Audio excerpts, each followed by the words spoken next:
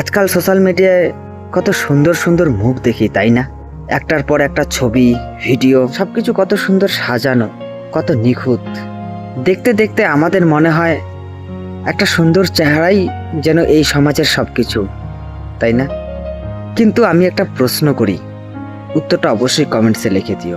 এই যে সুন্দর সুন্দর চেহারাগুলো যে আমরা দেখছি, তাদের ভিতরের মনটা কেমন, তাদের চরিত্র কেমন, আমরা কখনো কি বাস্তবে দেখতে চাই?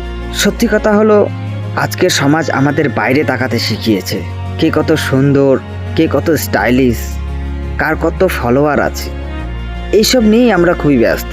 কিন্তু মানুষটা কেমন, তার মনটা কেমন, তার আচার ব্যবহার কেমন, এইসব দেখার মতন সময় আমাদের হাতে খুবই কম। একটা সুন্দর মুখ কিছু সময়ের জন্য আমাদের নজর কেড়ে নিতে পারে, কিন্তু একটা সুন্দর মন সেটা সারা জীবনের জন্য সে জায়গা করে নিতে পারে। একটা সুন্দর চেহারা সময়ের সাথে বদলে যেতে পারে। আজ যতটা সুন্দর আছে, আগামীকাল ভবিষ্যতে নাও থাকতে পারে।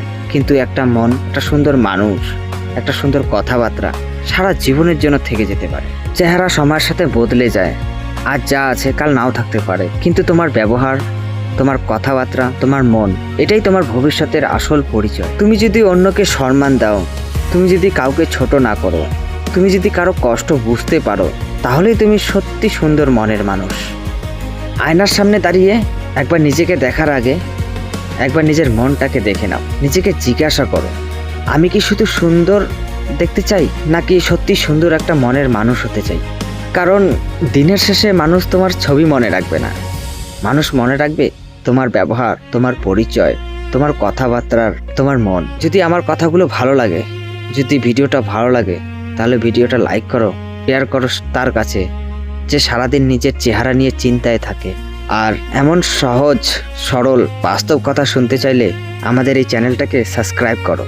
চলো আমরা সবাই মিলে সোশ্যাল মিডিয়ার সুন্দর চেহারা না, বাস্তব জীবনের সুন্দর মনের মানুষ হয়ে উঠে দাঁড়াই।